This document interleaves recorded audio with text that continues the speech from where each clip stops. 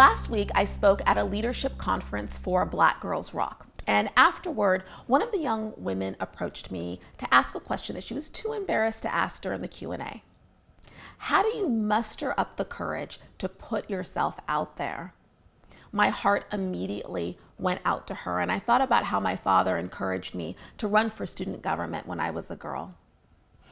I ran for the first time in middle school and I lost my first election. I remember getting up to go to school the next day, having lost by a vote of my peers. It was excruciating. But I learned an important lesson. You can fail publicly and the world doesn't fall apart.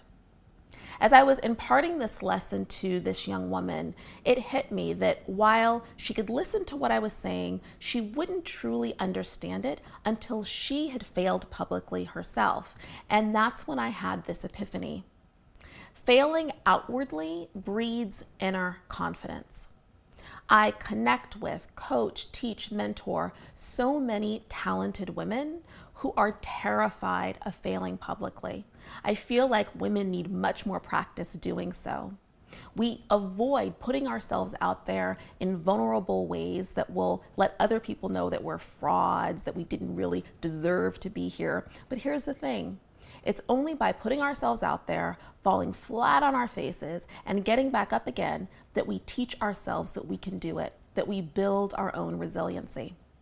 So I want you to try this exercise.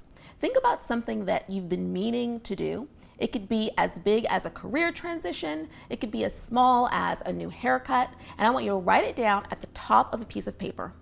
Then underneath, I want you to write all of the reasons why you haven't done it.